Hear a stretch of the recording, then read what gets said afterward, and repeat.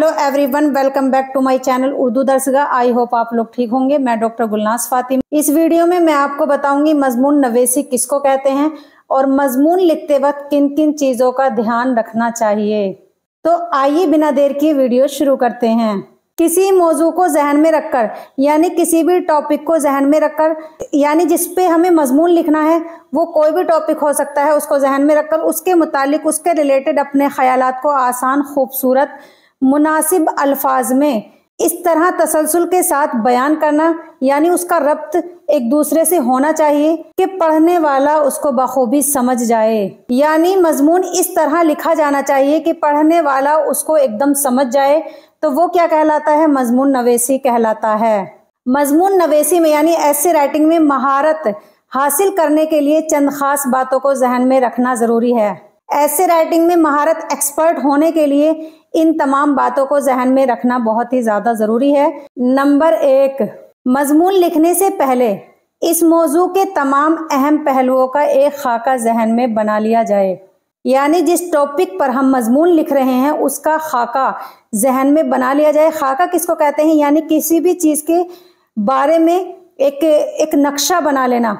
जैसे हम कोई घर बना रहे हैं तो उसका हम नक्शा तैयार करते हैं, इसी तरीके से जिस पर मजमून लिखना है यानी जिस टॉपिक पर हमें ऐसे लिखना है यानी उसकी मजमून की तमहीद क्या हो, यानी हम उसे शुरू कैसे करेंगे, उसका इंट्रोडक्शन कैसे होगा, कौन कौन सी बातें किस तरतीब से लिखी जाएंगी वगैरह, इन तमाम बातों का ध्यान रखना जरूरी है। नंबर 2, अपने ख्यालात को अदा करने के लिए यानी जो हम मजमून के ताल्लुक से अपना ख्याल अदा करेंगे उसके लिए आसान, पुरअसर और सही ज़बान का इस्तेमाल करना चाहिए। यानी उसकी ज़बान आसान होनी चाहिए ताकि हर पढ़ने वाला उसको समझ जाए, तो बहुत ही ज़्यादा टफ लैंग्वेज का इस्तेमाल नहीं करना चाहिए।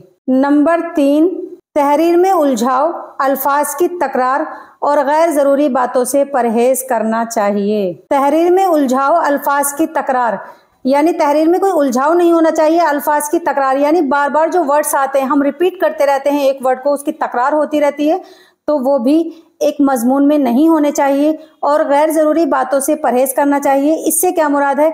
यानी जो टॉपिक के रिलेटेड बातें नहीं हैं, गैर ज़रूरी हैं, उनको इसमें ऐड नहीं करना चाहिए बल्कि इनसे परहेज करना चाहिए। एक अच्छा मजमून लिखने के लिए इन तमाम बातों को जहन में रखना ज़रूरी है। नंबर 4, मौजूए तहरीर में तसलसल और रब्त मजमून नवेसी की जान है। मौजूए तहरीर में तसलसल, इससे क्या मुराद है? यानी जिस टॉपिक को हम लिख रहे हैं उस तहरीर में तसलसल और रब्त होना बहुत ज़्यादा ज़रूरी है, यानी एक दूसरे से रब्त होना। अब ऐसा नहीं है कि अभी तो हमने कुछ और लिखा था उसके बाद हम जो लाइन लिख रहे हैं वो कुछ और है, तो दोनों का कोई कनेक्शन ही नहीं है, तो ये नहीं होना चाहिए। बल्कि मौजूए तहरीर में तसलसल और रब्त यानी एक लाइन से दूसरी का कनेक्शन जो होता है वो मजमून नवेसी की जान होता है। नंबर 5, जिस मौजू पर मजमून लिखना हो उसके मुतालिक ज़्यादा मालूमात होनी चाहिए। यानी जिस टॉपिक पर हम मजमून यानी ऐसे लिख रहे हैं उसके मुतालिक हमें मालूमात होनी चाहिए, नॉलेज होनी चाहिए। ऐसा नहीं है कि नॉलेज नहीं है और हम लिखने बैठ गए, ऐसा नहीं होना चाहिए। और ऐसी बातों से परहेज करना चाहिए यानी ऐसी बातों से बचना चाहिए जिससे हुकूमत वक्त यानी इस वक्त की जो हुकूमत है किसी जमात या मजहब या फ़र्द की तज़हीक होती हो, यानी उसमें किसी की मजाक बनाई जा रही हो किसी के रिलीजन के ताल्लुक से या फिर हुकूमत वक्त के ताल्लुक से, तो ये सब चीज़ें एक मजमून में नहीं होनी चाहिए। नंबर 6, मजमून को कई पैराग्राफ्स में तकसीम करके लिखना चाहिए यानी उसके कई पैराग्राफ्स लिखने चाहिए। मजमून को एक ही पैराग्राफ में लिखना गलत है, यानी जो ऐसे है उसको एक पैराग्राफ में नहीं लिखना चाहिए।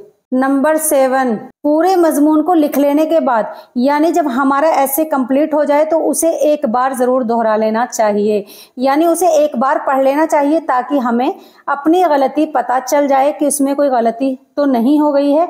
इसीलिए पूरे मजमून को लिख लेने के बाद उसे एक बार ज़रूर पढ़ लेना चाहिए। अब देखते हैं मजमून के कितने हिस्से होते हैं। मजमून के 3 हिस्से होते हैं यानी ऐसे के 3 पार्ट होते हैं और हर पार्ट को नए पैराग्राफ से शुरू करना चाहिए। सबसे पहला कौन सा है? तमहीद यानी इंट्रोडक्शन। दूसरा है नफ्से मजमून यानी जो बॉडी होती है मजमून की उसको कहते हैं नफ्से मजमून। और तीसरा है इख्तिताम यानी जो इख्तिताम होता है, जो आखिर होता है जिसमें कंक्लूजन बयान किया जाता है उसको कहते हैं इख्तिताम। तमहीद पढ़ने के बाद ये पता चल जाता है जो मजमून लिखा हुआ है उसका टॉपिक क्या है, और उस टॉपिक को जानने के बाद हमारी दिलचस्पी बढ़ने लगती है। और ये क्या है, मजमून का अहम हिस्सा है। दूसरा हिस्सा कौन सा है, मजमून का दरमियानी हिस्सा नफ्से मजमून कहलाता है।